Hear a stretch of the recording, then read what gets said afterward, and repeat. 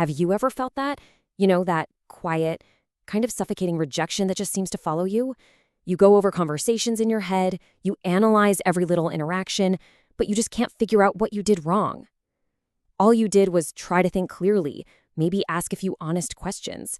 And in return, you get this hostility that you just can't explain. If that sounds even a little bit familiar, then you're in the right place. Okay, so let's really dive into this feeling, because it is not just in your head. It's a real, documented psychological pattern, a kind of curse, you could say, that often comes with seeing the world with just a little too much clarity. And this is the question we're really trying to answer today. Why does it seem like the more you understand, the more friction you feel with the world around you? Well, the answer isn't that you're broken. Nope, it's something far more uncomfortable. More than 100 years ago, Tolstoy just hit the nail on the head. He perfectly captured the core of this whole problem.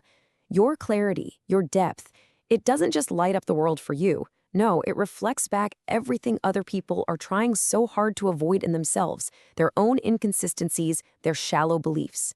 You don't even have to say a single word. Your very presence becomes a mirror. And, well, people hate mirrors. And believe me, there's a reason this rejection hurts so much. This is not a metaphor. Neuroimaging studies have actually shown that when you experience social exclusion, the exact same parts of your brain light up as when you say break a bone. Your body literally treats being cast out as a physical threat to your survival. So yeah, it's real pain. So why does this rejection even happen? It's not random. There's a deep, almost ancient logic behind it all. It's the logic of the herd.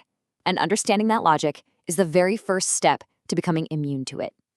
The philosopher Nietzsche diagnosed this perfectly. He called it herd morality. And here's the thing. For the group, the main goal isn't about being right. It's about staying together. Social cohesion, repeating the same beliefs, that's way more important for survival than dealing with some difficult, inconvenient truth. I mean, think about any meeting you've been in where everyone agrees with a bad idea just to avoid making waves. Your independent thought, it's not just different. It's a threat to the group's stability. And if you think that's just some philosophical exaggeration, get a load of this number. In the famous Asch conformity experiments, a jaw-dropping 75% of people knowingly gave an obviously wrong answer at least once, just to fit in with the group. Let that sink in. 3 out of 4 people would rather be wrong with everybody else than be right all by themselves. That's the pull of the herd. It's that strong. Nietzsche, he really didn't pull any punches, did he?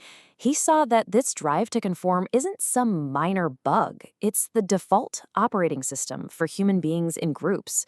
That desire to belong is so overwhelmingly powerful, it can make even the most rational people embrace things that are objectively just insane. And this is a really crucial point. It comes from Dietrich Bonhoeffer, a theologian who saw Nazi Germany up close. He argued that this groupthink, this stupidity, it's not about having a low IQ. Not at all. It's a choice. It's when a smart person willingly gives up their ability to think for themselves in exchange for the comfort of belonging to something powerful. They weren't born stupid. They were made stupid. So here it is, the fundamental conflict, laid bare. The individual thinker, your priority is to chase the truth. When someone disagrees, you get curious. But the herd, its priority is to make sure everyone belongs. And its response to dissent, well, it's to eliminate the threat. Your very nature puts you on a collision course with the herd's survival instinct. Okay, so if the herd is basically programmed to reject you, what on earth can you do? You can't change them, but what you can do is build a mind so strong, so internally grounded, that their rejection just doesn't matter anymore. So let's look at how to do that. Now, the way forward isn't about willpower. It's not about just gritting your teeth. It's about architecture. It's about building something solid based on 3 pillars that all support each other. Designing your discipline, taking control of your emotions, and at the deepest level, transforming your identity.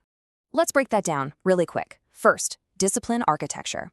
This means you stop relying on motivation, which comes and goes, right? Instead, you engineer your life so that doing the right thing is the easiest thing. Second, emotional sovereignty. This isn't about becoming a robot. It's about observing your feelings without letting them hijack your life. You can feel the sting of rejection, sure, but you are not defined by it. And third, identity transformation. This is the big one. You stop trying to be a strong person and you start being the person for whom strength is just second nature. Every action you take is a vote for that person. So, what's the end game here? What's the result of all this internal work? It's a kind of power that doesn't need to shout. It's a quiet, solid independence that the herd just can't touch. This is the first stage of real freedom, psychological silence. It's that moment when the constant need for people to like you, to approve of you, just fades away. Praise is nice, but you're not addicted to it. Criticism is just data. It's not a personal attack. Your sense of who you are is no longer up for debate. And that leads to the final level, existential silence. If psychological silence is about your inner world, this is about your relationship with the outer world. This is a profound state of detachment. All the status games, the social media drama, the pressures, they don't just bounce off you. They don't even register anymore. You're just operating on your own terms, moving by your own code. This phrase right here, it just perfectly sums up that final state. It's not about being cold or arrogant.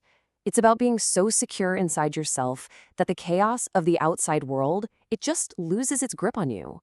Your peace is your own. So we end up right back where we started, with a choice. Everything we've talked about points to one really uncomfortable truth. The herd will always value belonging more than truth. And that means gaining your intellectual independence often means sacrificing social comfort. So the question isn't whether you're right. The real question is, can you handle the weight of being right, completely and utterly alone?